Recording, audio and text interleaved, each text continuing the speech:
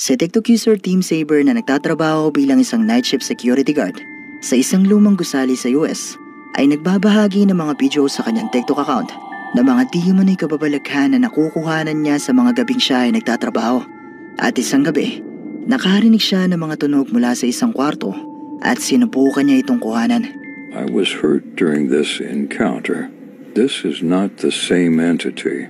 It's not her.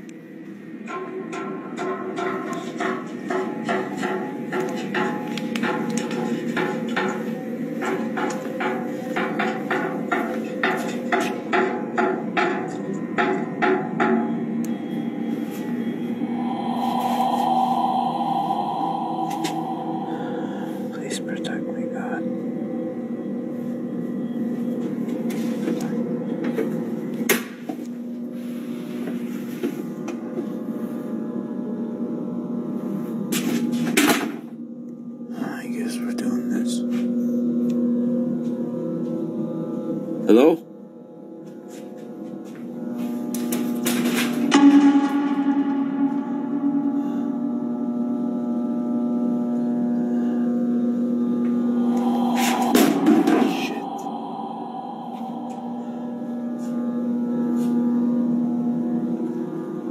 What the?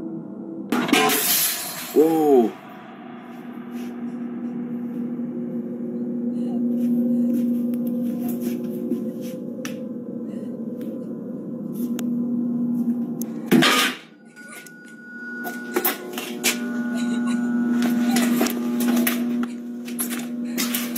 Hello?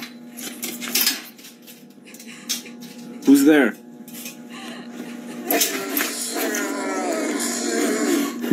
Hello? Sa pagpasok ni Tim sa loob ng isang kwarto, nakita niyang gumalaw at natumba ang isang manikin. Matapos ito ay nakita naman niyang nabasag ang salaming ito at mula dito ay narinig niya ang boses ng isang babae na umiiyak.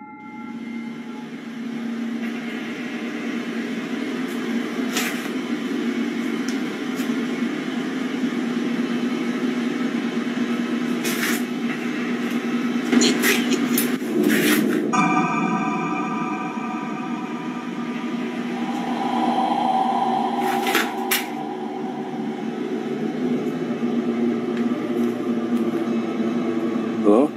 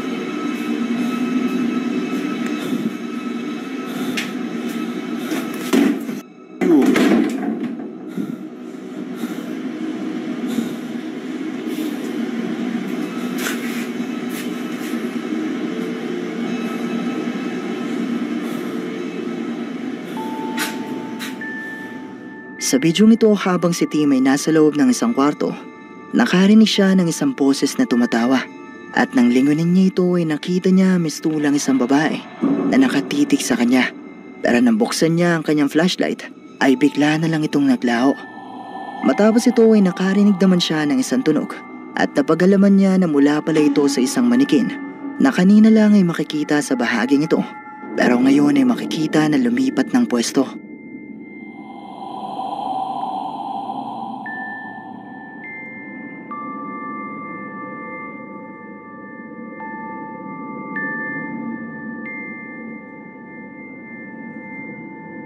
Ayon kay Tim ay ilang araw na lang at isasara na ng tuluyan ng gusali pero napansin niya na ang mga pagpaparamdam sa loob nito ay mas lalong tumitindi.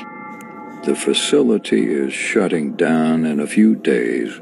Activity from the entities has never been higher. Hello?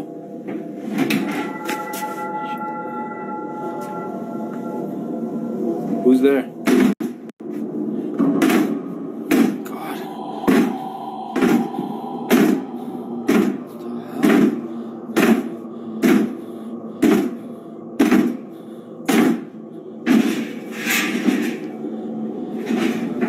Hey.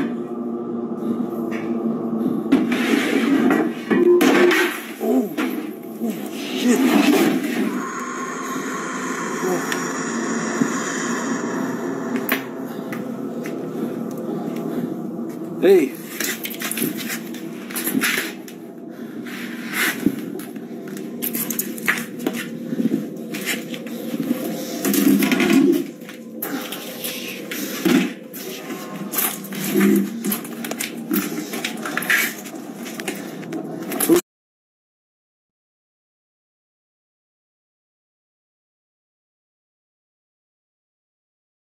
Who's there?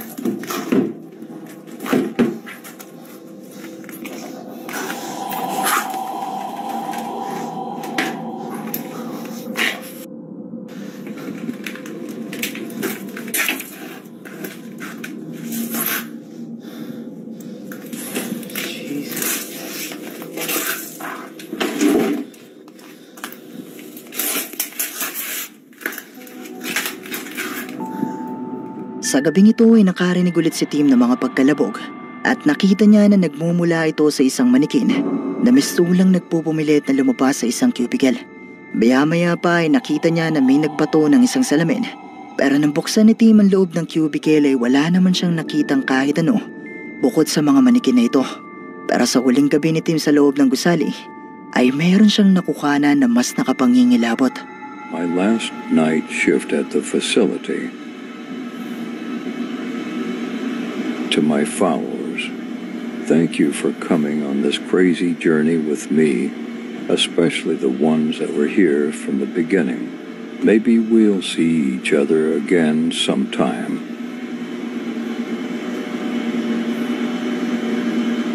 Through long halls and flickering lights, I patrolled each corner, every sight. Though fear and dread my constant plight, I persevered until the end of night.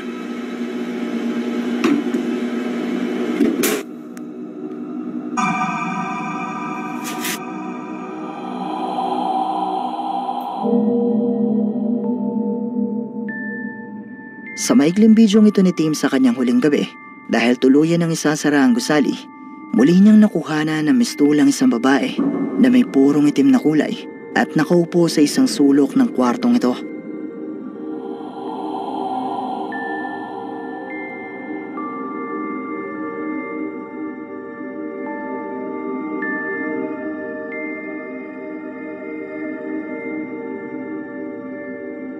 Totoo nga kaya mga nakuhanan na Tim sa mga bidyong ito?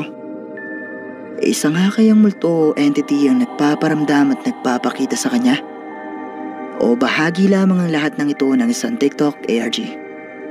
Kayo na ang bahalang umusga.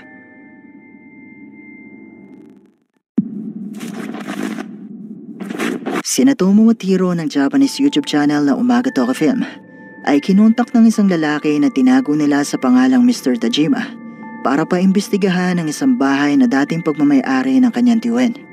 Ayon sa kwento ni Mr. Tajima, ang kanyang tiyuhin kasama ang asawa at anak nitong babae ay masayang namumuhay noon sa bahay na ito. Pero bigla na lang di umanong nagbago ang lahat. Nang isang araw ay matagpuan ng mag-asawa ang wala ng buhay na katawan ng kanilang anak na nakabikti na sa kanyang kwarto. At makalipas ang ilang araw, natagpuan din ang katawan ng mag-asawa na nakabikti rin sa loob ng bahay. Dahil sa pangyayaring ito, napunta sa pangangalaga ni Mr. Tajima ang bahay, pero hindi naman di umano siya madalas nagpupunta rito. Dahil ramdam niya na may mga presensya pa rin na naroon sa loob ng bahay. At madalas di umano siyang nakakarinig ng mga boses sa tibag na sa katagalan ay nakasanayan na rin niya. At may isang pagkakataon pa nga na nagawang mai-record ni Mr. Tajima Habang siya ay nasa labas ng bahay, ang mistulang isang tao na kumakaway sa kanya mula sa loob.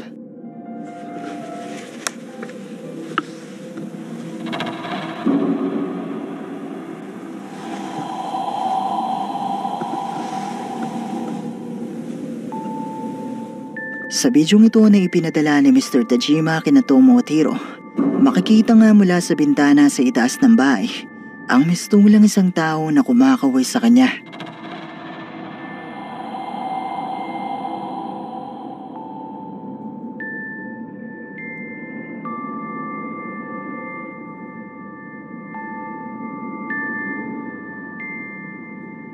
Ayon kay Mr. Tajima, sinubukan niya itong ikwento at ipakita sa kanyang mga kaibigan.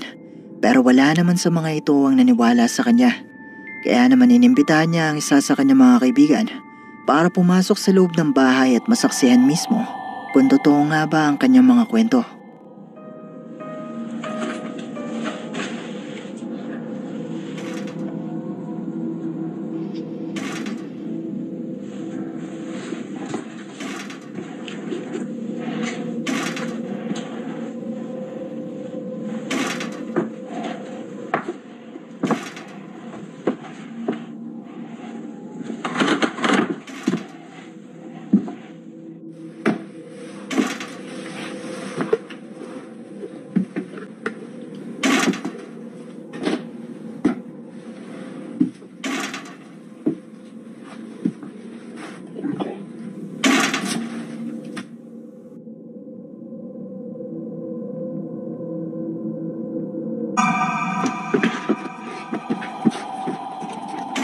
Sa bidyong ito ay nagumpisang makarinig ang lalaki ng mga tunog na mistulang may humahampa sa isang pinto.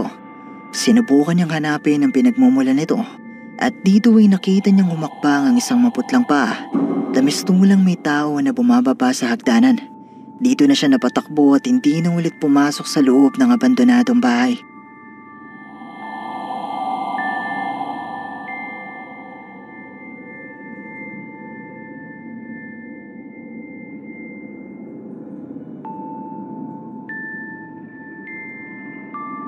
Sa pagbisita ni Tomohiro sa loob ng abandonadong bahay, sinamahan muna sila ni Mr. Tajima.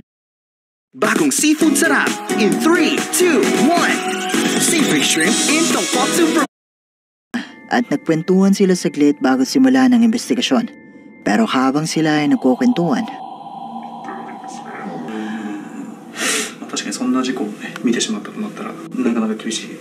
じゃあさ、あの階段を登った先、こう一気に空気が変わる可能性がちょっと待って、聞こえた？どなたがいらっしゃるわけじゃないですよね。どなたもいらっしゃらないですよね。いや鍵だけね。ああ、そう。最後また持っていきますので、かけて最後いきます。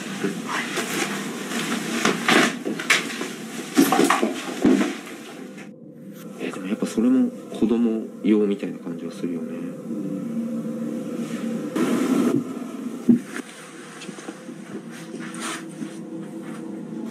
テレフォン持ってきた。あ。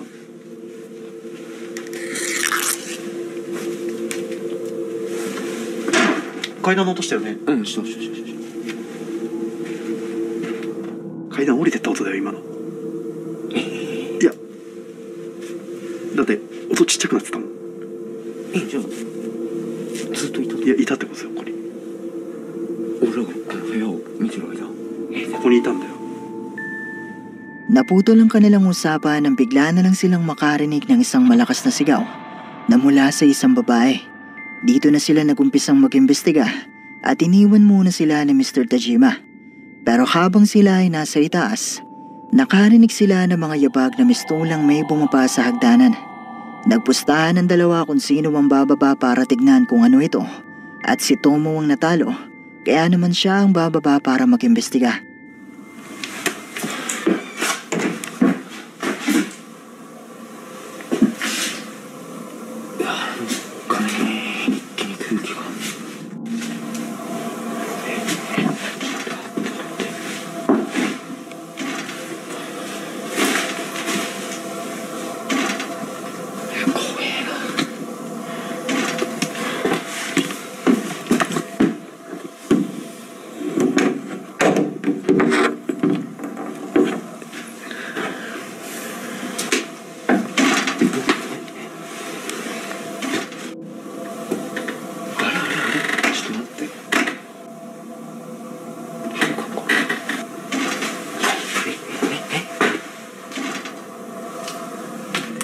うわ、ちょっと待って、なんか俺すげえ嫌なもん見つけたかも。この人形あるじゃないですか。なんか下にあるんですよね。誰が私は幸せですって書いて、誰が嘘つけって書いたのか、ちょっとそれが気になるので調べてみたいと思います。すげえ量だねこれ。私は幸せです、嘘つけ。私は幸せです、嘘つけ。私は幸せです、嘘つけ。ちょっとじゃあもうトモさん迎えに。 Habang nasa ibaba si Tomo ay nakarinig siya ng mga tunog na katulad sa mga tunog na maririnig sa video ng kaibigan ni Mr. Tajima. Pero wala naman siyang nakikita na posibleng gumagawa ng mga tunog na ito.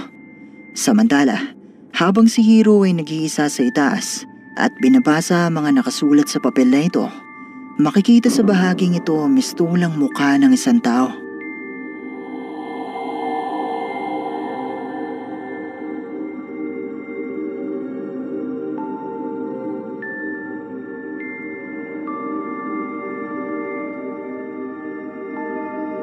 Ang mga tunog at boses kayang ito na naidokumento sa loob ng bahay ay indikasyon na posibleng haunted nga ang bahay na ito.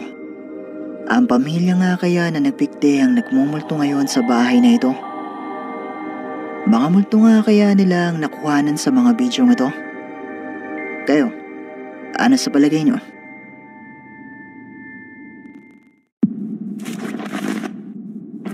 Si Hiro ng Japanese YouTube channel na Umaga Toka Film ay muling bumisita sa isang abandonadong bahay na kung saan ay may isang pamilya noon na misteryosong nagpikte na ngayon ay pinaniniwala ang nagmumulto sa kanilang bahay.